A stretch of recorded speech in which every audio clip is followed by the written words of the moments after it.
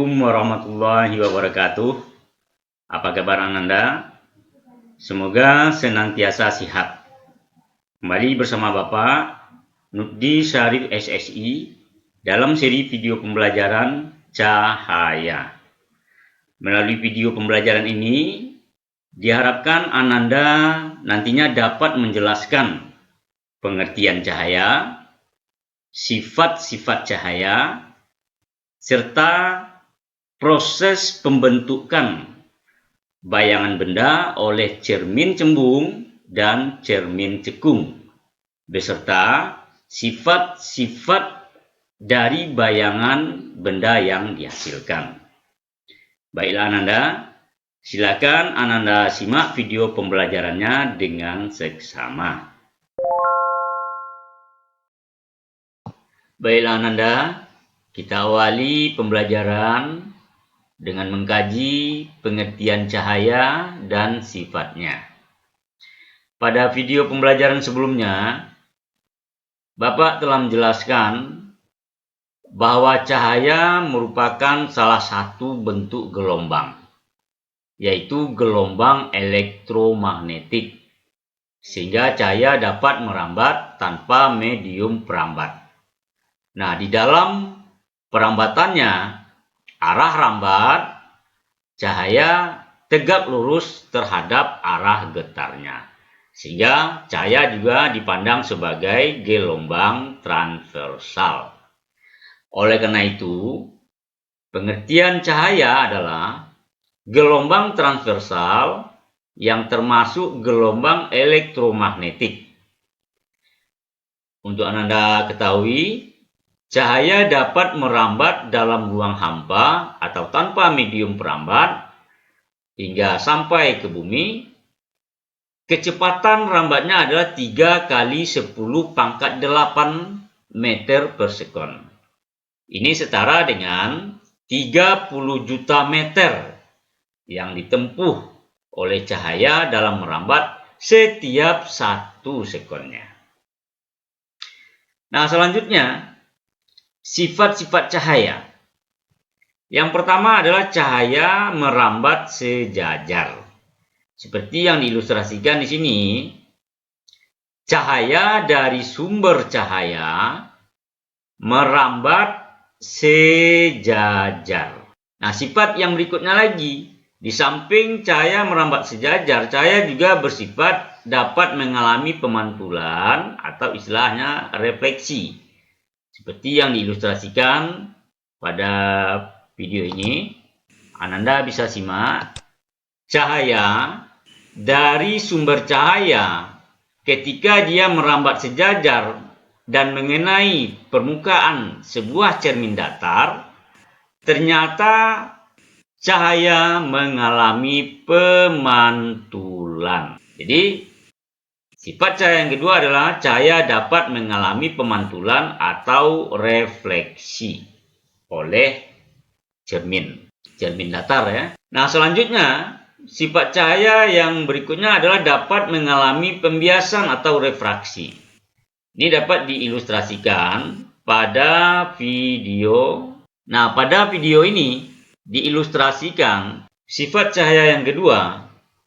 Cahaya dapat mengalami pembiasan atau istilahnya refraksi. Ini dapat diilustrasikan pada video ini, di mana cahaya yang berasal dari sumber cahaya ketika di dalam merambat sejajar dan kemudian mengenai permukaan lensa, ternyata arah cahaya mengalami pembelokan.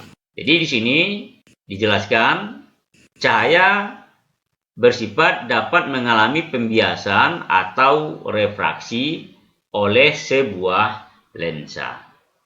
Sifat cahaya yang lainnya juga, cahaya dapat mengalami perpaduan yang diistilahkan dengan istilah perpaduan cahaya ini yaitu interferensi. Dan juga cahaya dapat mengalami penguraian atau istilahnya dispersi. Nah, pada video ini kita akan fokus kepada Sifat cahaya mengalami pemantulan dan mengalami pembiasan. Nah, baiklah Nanda, kita kaji sifat cahaya dapat dipantulkan. Ini dijelaskan oleh hukum pemantulan cahaya. Bagaimana bunyi hukum pemantulan cahaya ini? Nah, ini dapat diilustrasikan di video ini. Anda bisa tengok cahaya dari sumber cahaya yang datang ke permukaan cermin datar, maka tempat jatuhnya sinar jika ditarik sebuah garis lurus dipandang sebagai garis normal. Garis normal dan sinar datang itu terletak pada satu bidang yang sama. Terletak pada satu bidang datar. Sinar datang dan garis normal terletak pada satu bidang datar. Nah, kemudian seperti yang dijelaskan tadi, titik tempat jatuhnya sinar datang jika ditarik garis yang tegak lurus dengan bidang datar tersebut, garis ini dipandang sebagai garis normal.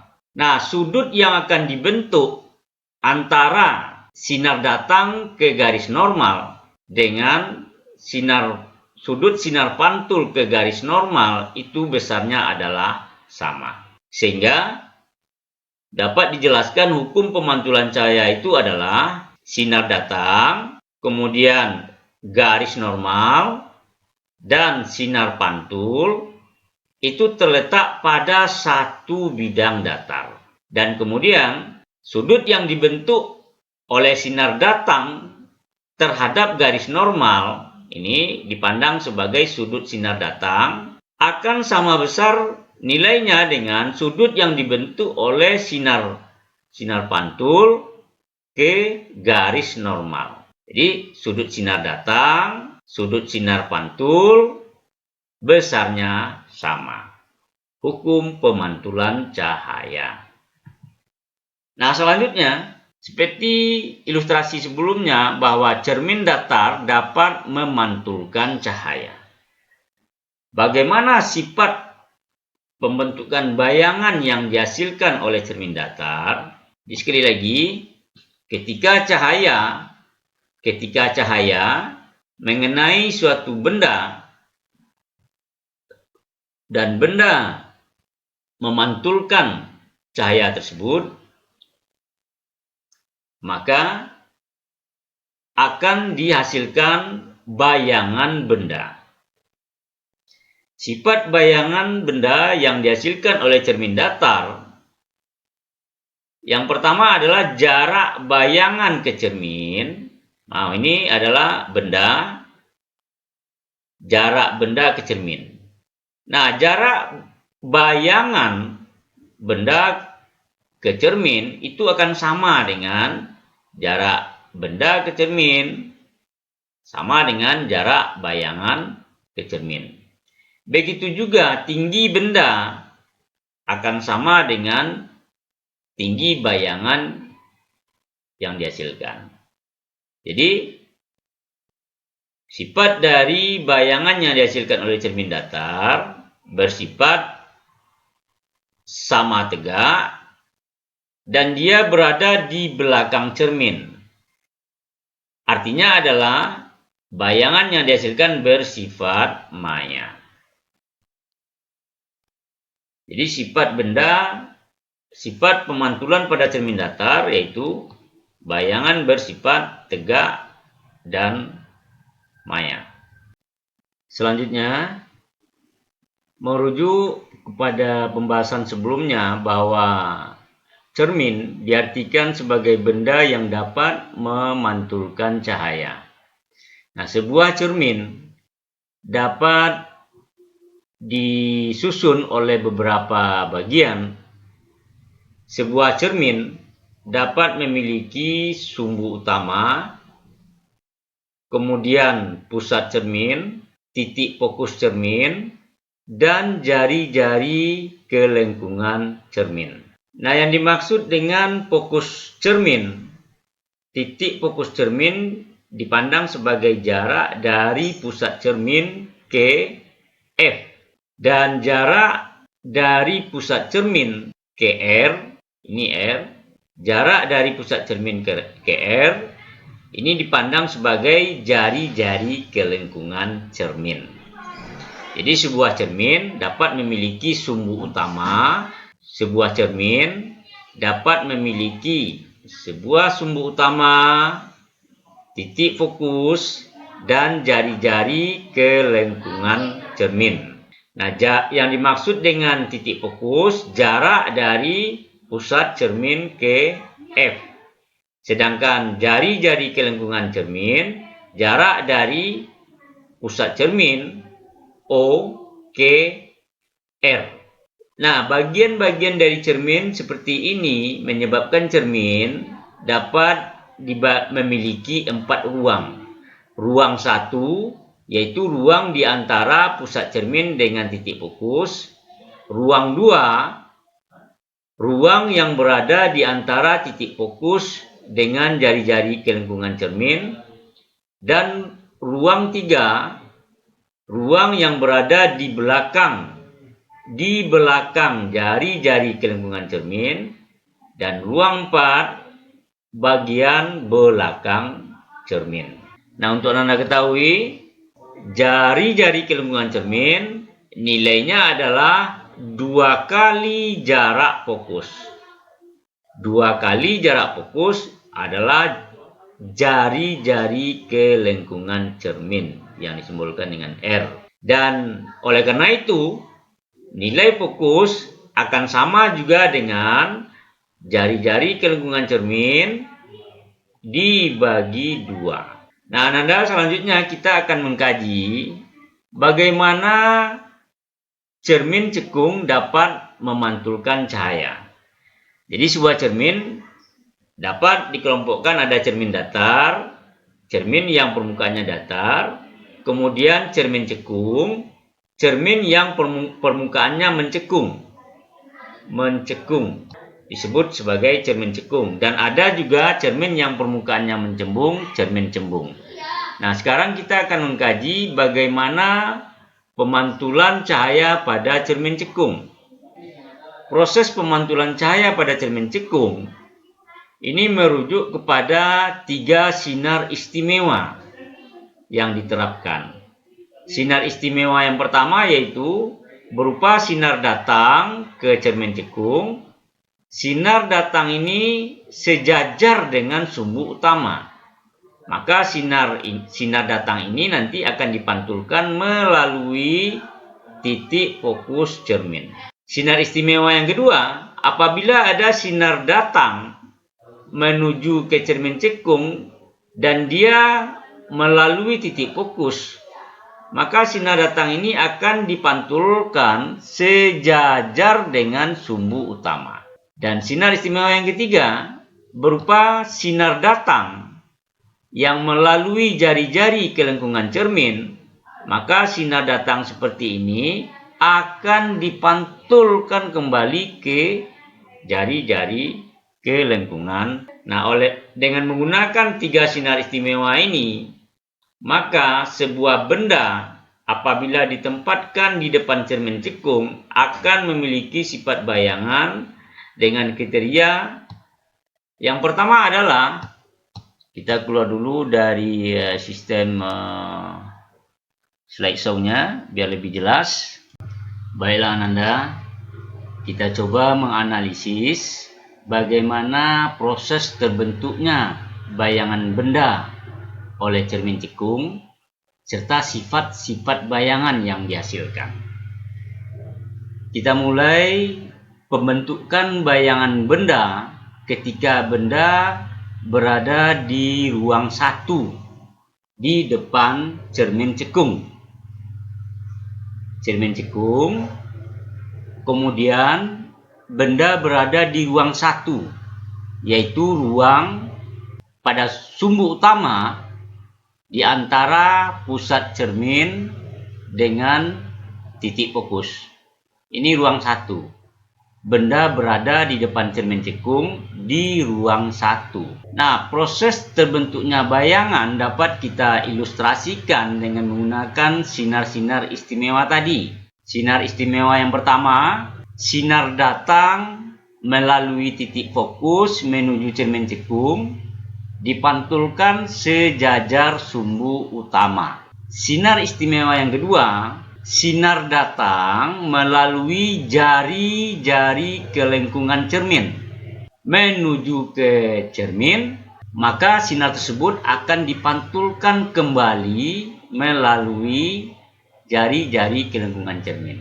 Nah, dari perpanjangan sinar-sinar pantul ini, sinar pantul yang pertama diperpanjang, sinar pantul yang kedua diperpanjang, maka berpotongan di belakang cermin cekung. Nah, kalau kita hubungkan titik perpotongan ke sumbu utama, maka kita dapatkan inilah bayangan benda yang terbentuk ketika benda ditempatkan di depan cermin cekung dan berada di ruang pertama antara pusat lensa, pusat cermin O dan titik fokus F. Dan kalau kita analisis sifat bayangan yang terbentuk, kita bandingkan dengan bendanya, bayangan sama tegak dengan benda, kemudian bayangan ukurannya lebih besar berarti diperbesar, dan karena dia bayangan berada di depan cermin, di belakang cermin, maka sifat bayangan seperti ini adalah maya. Jadi sifat bayangan benda ketika berada di ruang 1 di depan cermin cekung sifatnya adalah sama tegak, diperbesar, dan bersifat maya. Sifat bayangan benda di ruang 1. Nah, bagaimana kalau benda ditempatkan di depan cermin cekung, benda berada di ruang 2. Ruang 2 tadi kita diartikan berada di antara titik fokus dengan jari-jari kelengkungan cermin. Jadi ini ruang 2. Benda berada di ruang 2. Nah, sifat bayangan yang akan terbentuk dapat kita ilustrasikan menggunakan sinar istimewa dari cermin cekung. Sinar istimewa yang pertama, sinar datang menuju cermin dipantulkan ke titik fokus. Sinar istimewa yang kedua, sinar yang melalui titik fokus menuju cermin dipantulkan sejajar sumbu utama. Nah, perpotongan sinar-sinar pantul kita dapatkan titik yang kalau kita tarik ke sumbu utama, kita akan mendapatkan bayangan dari benda. Jadi sifat bayangan di sini kalau kita amati, sifat bayangan terbalik, diperbesar karena dia berada di depan cermin bayangan tersebut, maka dia bersifat nyata. Di pembentukan bayangan benda di ruang 2, bayangan yang terbentuk adalah bersifat terbalik, diperbesar, dan bersifat nyata. Nah, bagaimana kalau benda ditempatkan di ruang 3 di depan cermin cekung? Kalau ruang 3 itu berarti di belakang jari-jari kelengkungan cermin. Di belakang jari-jari kelengkungan cermin itu adalah ruang 3, benda berada di sana. Nah, proses terbentuknya bayangan diilustrasikan dengan sinar istimewa.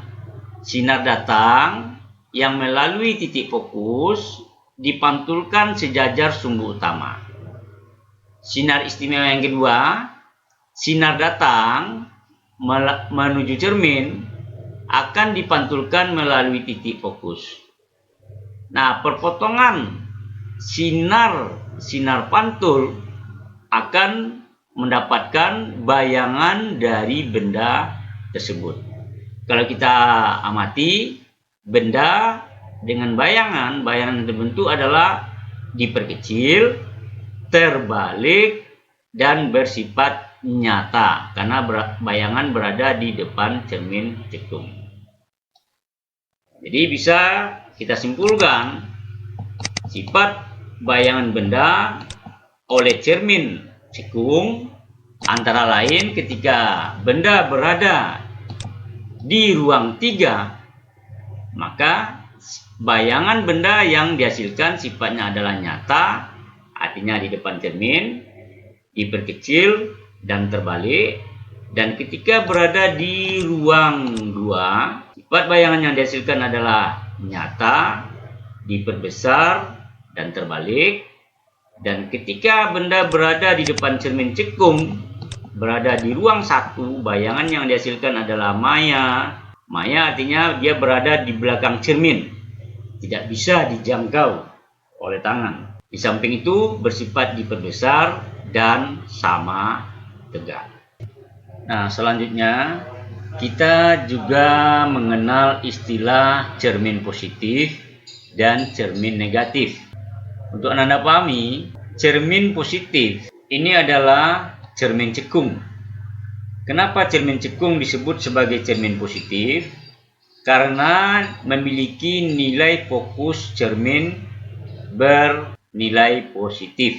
Dan ini mengantarkan mereka kepada suatu sifat konvergen atau menyebarkan cahaya. Ini dapat diilustrasikan melalui video ini bagaimana sebuah cermin cekung dapat mengumpulkan sinar yang datang kepadanya.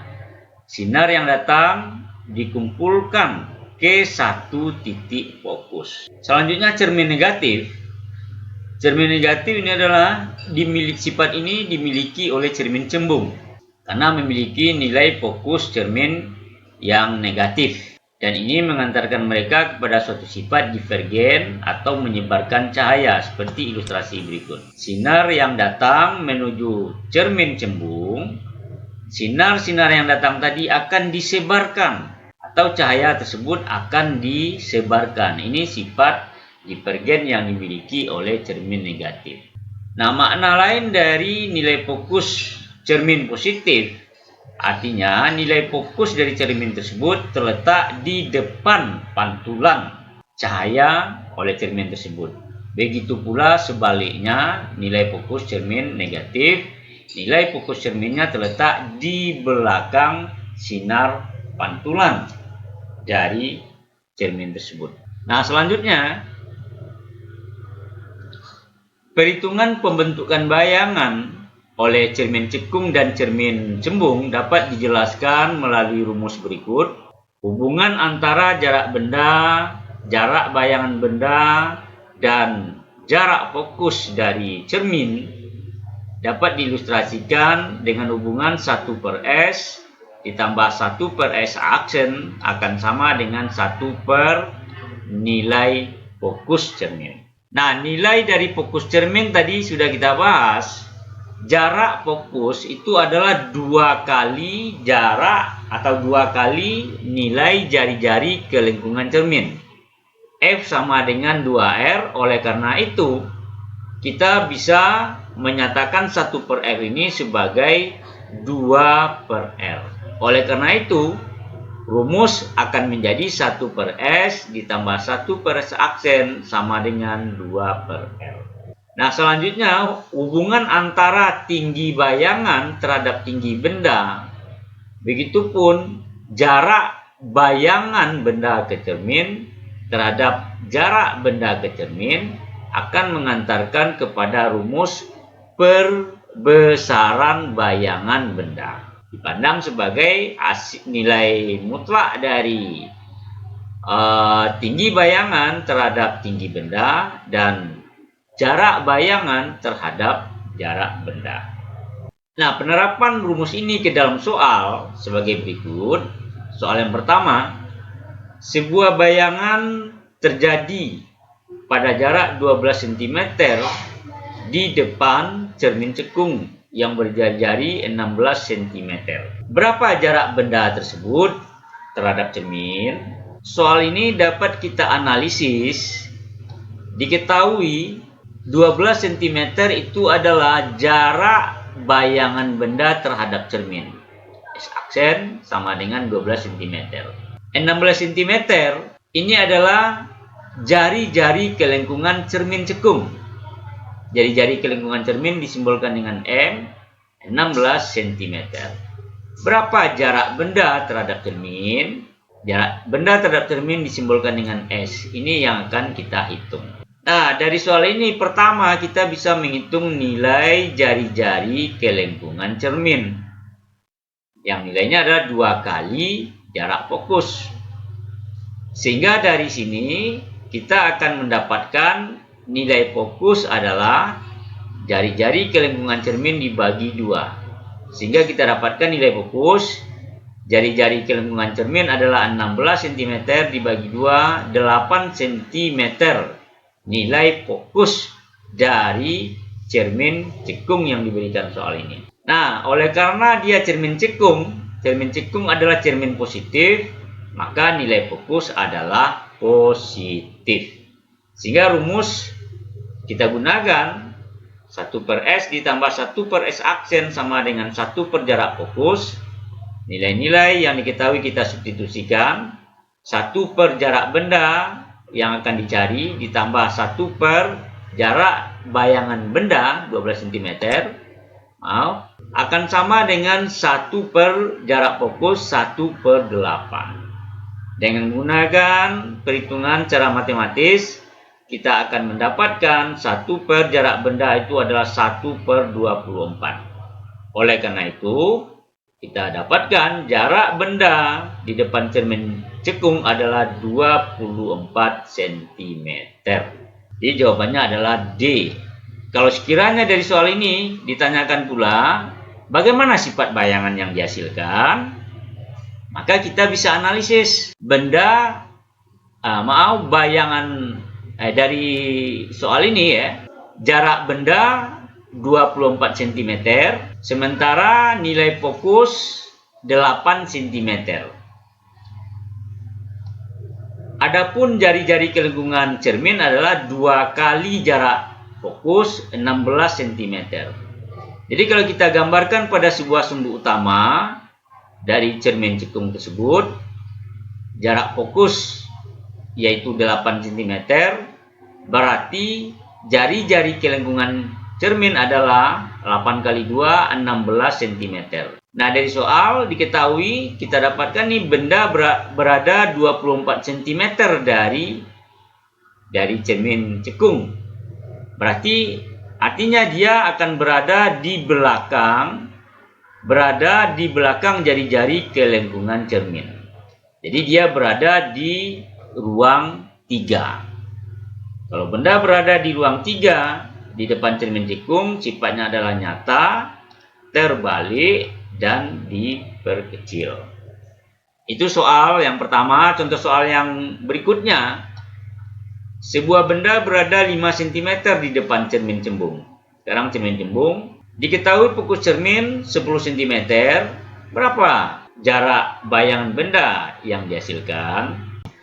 Nah, Ananda, soal ini menggambarkan proses pembentukan bayangan benda oleh sebuah cermin cembung. Sebagaimana yang dijelaskan sebelumnya, cermin cembung merupakan cermin negatif karena memiliki nilai fokus negatif. Artinya, fokus cermin terletak di belakang cermin. Dari soal ini, di depan cermin cembung ditempatkan benda sejauh 5 cm.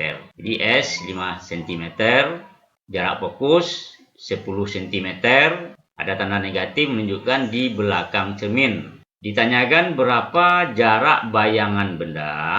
Soal ini dapat diselesaikan dengan menggunakan rumus 1/S tambah 1/S aksen sama dengan 1/F. Nah, dengan memasukkan nilai-nilai yang diketahui, nilai S dan F, maka didapatkan persamaan matematisnya dan dapat diselesaikan. Tentunya 1/S aksen akan sama dengan negatif 1/10 dikurang 1/5. Oleh karena itu 1/S aksen bisa kita dapatkan negatif 1/10. Ini penyebutnya disamakan berpenyebut 10. Tentunya 1/5 pembilang dan penyebut sama dikalikan 2 ya.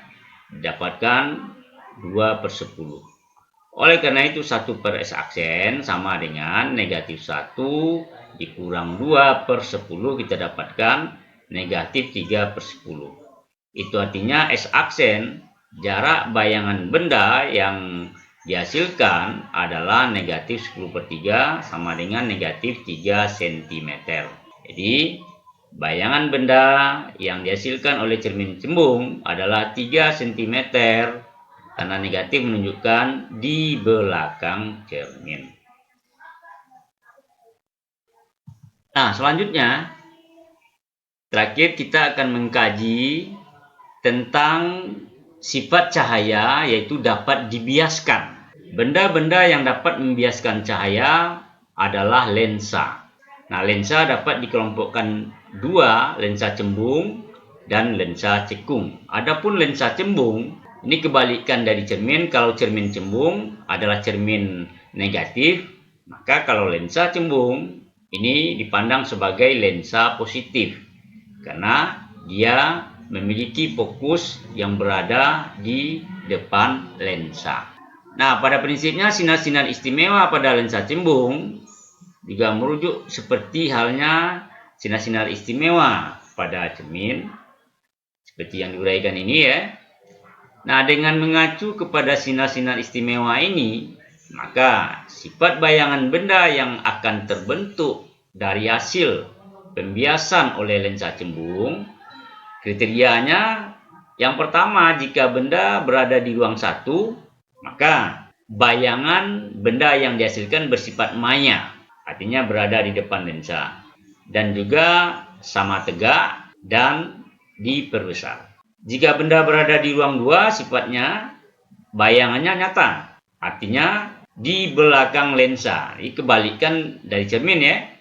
Kalau cermin, kalau dia nyata, berarti dia berada di depan cermin. Nah, kalau pada lensa, bayangan nyata artinya berada di belakang lensa. Kemudian bersifat terbalik dan diperbesar. Nah, jika benda berada di ruang 3, sifat bayangan benda yang akan terbentuk oleh lensa cembung bersifat nyata, terbalik, dan diperkecil. Nah, untuk lensa cekung dipandang sebagai lensa negatif karena memiliki nilai fokus negatif, artinya fokus berada di belakang lensa. Oleh karena itu, dengan menggunakan sinar-sinar istimewa seperti yang diuraikan ini, sifat dari lensa cekung selalu maya, tegak, dan diperkecil dari benda aslinya. Nah, adapun contoh soal yang berkaitan dengan lensa cekung dan lensa cembung. Yang pertama, soal yang berhubungan dengan lensa cembung. Lilin berada 40 cm di depan lensa cembung. Apabila bayangan yang terjadi 60 cm di belakang lensa, maka berapa jari-jari kelengkungan lensa tersebut? Jadi dari soal ini diketahui S, jarak benda adalah 40 cm di depan lensa cembung. 60 cm bayangan benda yang dihasilkan berada di belakang lensa. Karena dia adalah lensa cembung, berarti dia adalah lensa positif, nilai fokusnya adalah positif. Nah, dari rumus jari-jari kelengkungan lensa itu adalah 2 kali jarak fokus. 2 kali jarak fokus, sehingga pertama yang harus kita hitung adalah mencari nilai fokus lensa tersebut. Dengan menggunakan rumus 1 per S tambah 1 per S aksen sama dengan 1 per F, dengan memasukkan data S dan S aksen, kita akan memperoleh persamaan matematisnya 3 per 100, 1 per 40 tambah 1 per 60 sama dengan 1 per F. Dengan menggunakan operasional matematika, kita jadikan berpenyebut 120, maka kita dapatkan 1 per F akan sama dengan 5 per 120. Jika disederhanakan sama dengan 1/24. Sehingga kita dapatkan nilai fokus dari lensa cembung ini adalah 24 cm. Jadi nilainya adalah positif ya. Nah, setelah nilai fokus diketahui, kita bisa hitung jari-jari kelengkungan lensa yang ditanyakan soal. Bisa kita hitung dengan rumus jari-jari kelengkungan lensa adalah 2 kali jarak fokus tersebut. Sehingga nilai jari-jari kelengkungan lensa adalah 2 kali 24 cm. Jawabannya adalah 48 cm. Nah, soal yang berikutnya lagi. Ini berkaitan dengan lensa cekung. Sebuah benda setinggi 1 cm berada di depan lensa cekung dengan fokus 2 cm. Jika jarak benda 6 cm, maka tentukanlah jarak bayangan benda. Jadi, dari soal ini diketahui jarak benda ke lensa cekung adalah 6 cm. Fokusnya 2 cm karena dia lensa cekung, yaitu lensa negatif, maka nilai fokusnya adalah negatif. Kita tulis negatif 2 cm. Nah, ditanyakan, berapakah jarak bayangan benda yang dihasilkan beserta sifat bayangannya?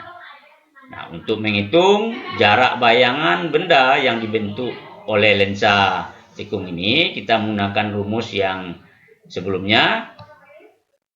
Dengan memasukkan nilai fokus dan nilai jarak benda yang diketahui tadi, maka kita dapatkan persamaan matematikanya 1/S aksen akan sama dengan 1/-2 dikurang 1/6. Di 1/-2 sama dengan 1/4 ditambah 1/S aksen. Nah, 1/S aksen akan sama dengan 1/-2 dikurang, maaf ini bukan 4 ya, nilai S tadi adalah 6 cm, keliru Bapak di sini, harusnya ini 1/6 ya, makanya 1/S aksen akan sama dengan 1/-2 dikurang 1/6 ya, sehingga kita dapatkan secara matematis 1/S aksen nilainya adalah negatif 4/6. Sehingga jarak bayangan adalah 6/-4. Didapat negatif 1/5 cm. Artinya jarak bayangannya adalah 1,5 cm di depan lensa. Dan sifat bayangan yang dihasilkan, karena dia adalah lensa cekung, sifat bayangan dari lensa cekung selalu maya, tegak, dan diperkecil. Nah, itulah Ananda, kajian kita tentang cahaya. Mudah-mudahan Ananda dapat memahami untuk persiapan ujian akhir semester. Dan silakan Ananda lebih banyak latihan mengerjakan soal-soal yang berkaitan dengan kajian IPA di semester ini. Baiklah, terima kasih. Bapak sudahi, Assalamualaikum warahmatullahi wabarakatuh.